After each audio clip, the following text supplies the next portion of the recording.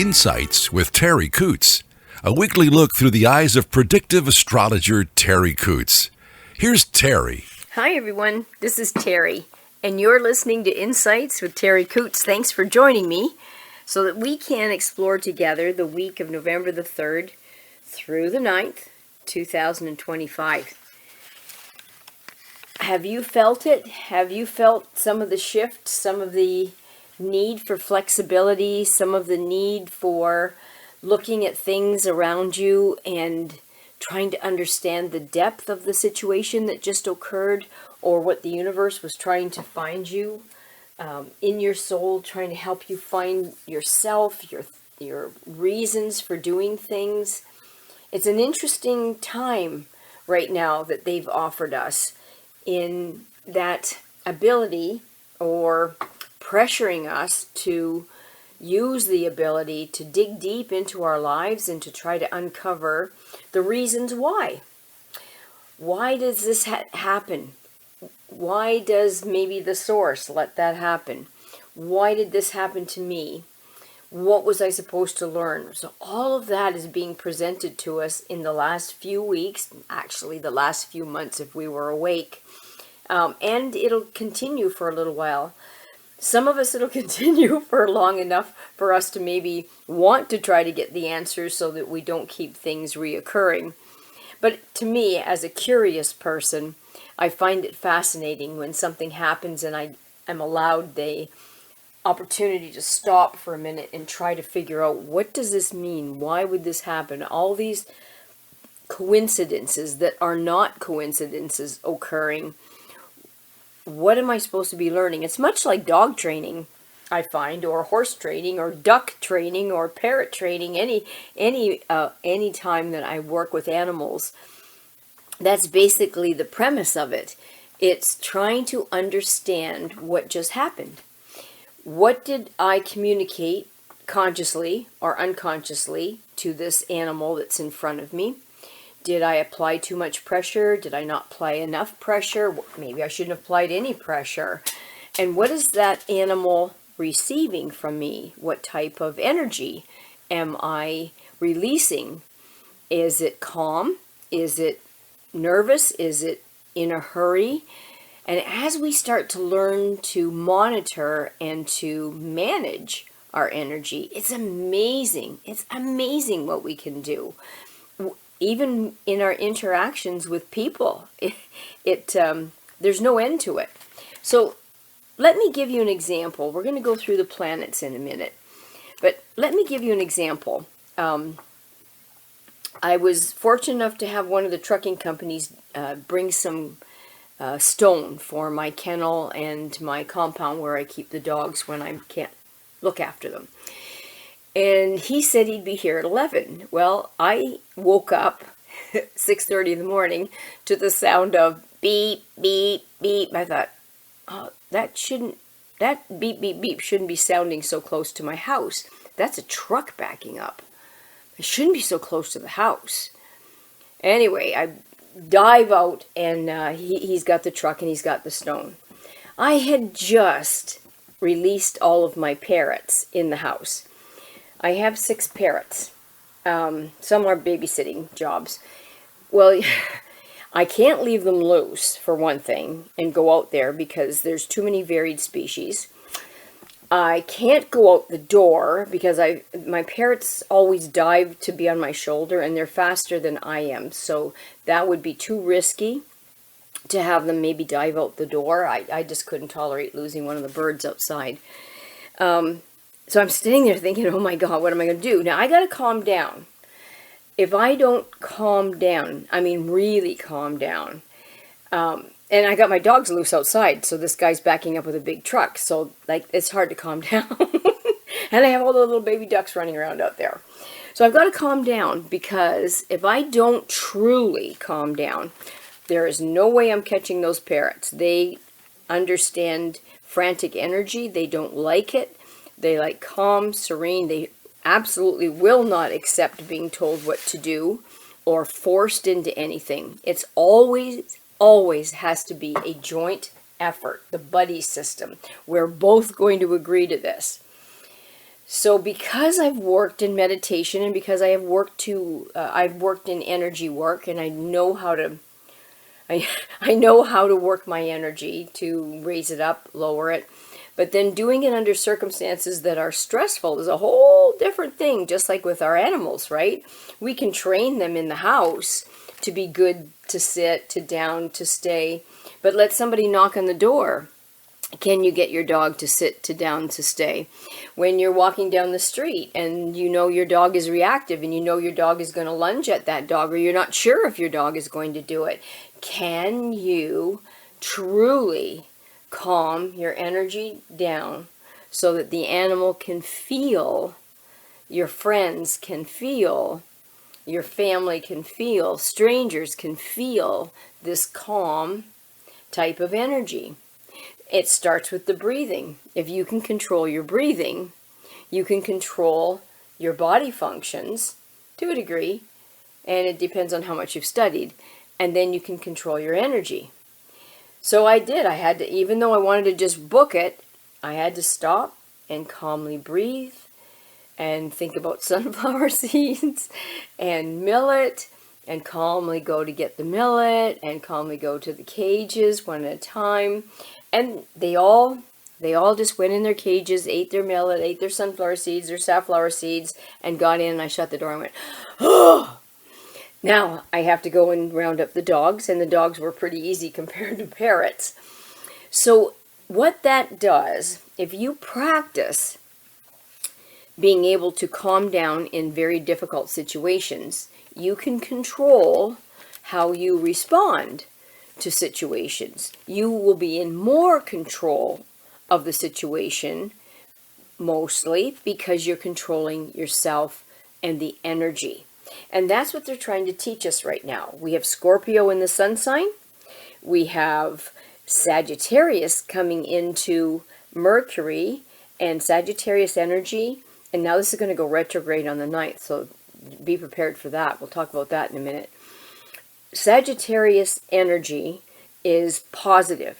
It's bred to be that, that person that's so positive when the poop is flinging around you and it's hit the fan and it's flying anywhere, and that person has a positive thing to say. Oh, anyway, that's the energy. And it's also one of the energies that never says die. It just never quits. There is no word in that energy field that will relinquish to the negative. It's 100% positive. So we have that going for us until the 9th.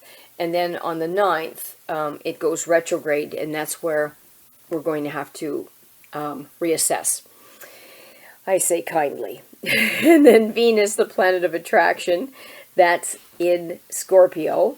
It's moving to Scorpio on the 7th, coming from Libra. Libra wanted to, have fun, be in good relationships, homebody, make everybody feel good, make everybody feel comfortable. Scorpio's saying, to heck with that. Let's dig deep and find out what this relationship's all about. Let's take that scab, rip it off, and look and see what's underneath. So we have that on the 7th, and we have it Mercury going retrograde on the 9th. Woo-wee! Buckle up for a ride. And then Mars, the planet of our drive and our passion, that is it's in Scorpio now, but is going to move into Sagittarius on the 5th. Now, Sagittarius, again, as I said, it's that never say die. It's that very independent energy, very honest energy. It will not tolerate injustice or lies. So I'm interested to see how this is going to work on politics. This will be fascinating for me to step back and watch this in politics. But it's also fighting against it going retrograde backwards in Mercury. So we're going to have two totally competing mindsets, consciousness, energy fields. It's going to be very interesting. There could be a lot of conflict, or this is our opportunity, the door that opens to resolve the conflict. Let's hope that we get reasonable here as people for a minute. So we've got some really good energy opportunities here in situations. that can help us understand why we do what we do, what causes us to do what we're doing, what maybe episodes happened or environmental issues or incidences in our lives that occurred in each one of us individually to contribute to us behaving in this way. What's driving us? And we can also transfer that to our friends, to our family that may need help. We can transfer that to our animals. Great training time, super training time for understanding the mechanics of how we're training or educating and what the message being received is by our training partners. And this is always fascinating. So this is where I might go out with the ducks or the geese and just start working them and they'll teach you really quickly if you put too much pressure on them by space. If they recognize that you're backing up and giving them space, it's really interesting. So now remembering that this is general, right? This isn't for everybody, but for the energy that's above us is general. So I'm just going to try to explain in this week, and maybe for a week after and a couple of weeks before, we're going to be given situations where the universe wants us to hold our own. And that doesn't mean that we're going to have to argue, but they're going to give us a position of advantage and then want us to hold firm. Now, what that means, if we have a position of advantage, that means that we may be gifted with understanding a little bit more than the person standing across from us. We may be gifted with a different form of consciousness than the people that we're dealing with. So we'll have an advantage. Now, how are we going to use this? So this is going to push some of us to take a stand. There may be some dynamics in our families situation or work situations where we're going to need to say, this isn't good for me, or I don't agree with this, or when you say this or when this is said, it makes me feel uncomfortable. Taking a stand and holding firm. Now there's going to be pushback. And in that pushback, are we going to take a step back? Are we going to stand our ground? We don't have to fight. This isn't about fighting. This isn't about going in there with conflict. It's just holding ground, holding space. There will be a struggle. It's going to be an internal struggle, kind of like a soul kind of thing, to hold our own. If we don't, then it escalates to conflict, and you may find it coming to a head. And then, once it comes to a head, kind of like an abscess breaking, whoa! I don't know if you've ever seen that. Wow. So then you'll be able to view the situation from another vantage point. So before that abscess broke, it just looked like a big sore pimple. But once it breaks, it's a totally different look. And you may feel some pressure because you're going to enter this situation or these situations. It's going to feel confrontational, it's going to feel challenging, and you're going to feel the pushback. And then you're going to have to call on your own reserves of strength, of courage, to hold your ground. Now, this is where somebody would maybe say you're going to have to summon that inner strength, that determination that you may have or may want to have to overcome the odds and face this situation. So, to me, when they say that to me, you're going to have to summon this courage, that means I have to stand there for a minute, picture myself in other situations that were intimidating or difficult, and I pull in that energy, that feeling of maybe when you were showing your dog and you won, what it felt like to go against all the competition and beat them. And you're the one standing there with that beautiful ribbon, that beautiful trophy. So you're summoning that energy, that feeling. And you may have to use this in the situations. Now, if you may not realize it, but they're putting us, as I said in the beginning of this, in a position of advantage. You may not even recognize that you have this position of advantage, but you do. So if you can just own that, and if you can go back in your mind to search for your prior achievements here, other times that you were placed in maybe competitive situations or discussions or debates or when did you come out on top? When were you able to hold your own? Even in a debate, and I'm not saying argument necessarily. I think when people argue, everybody loses. I'm not a fan of arguing, really. So this is what's going to occur to many of us in this next little while. And I say the next week, but it can be around in that area. So don't give up the struggle. Recognize that you've got the advantage right now through consciousness, through awareness, through neutral observing that you've done, through the deep dive and trying to figure out what's going on. The hard work that you've done to make you who you are right now, be it a successful career or a good father, good mother, good son, good daughter, good dog mother. All of that is part of the soup that we're going to be experiencing.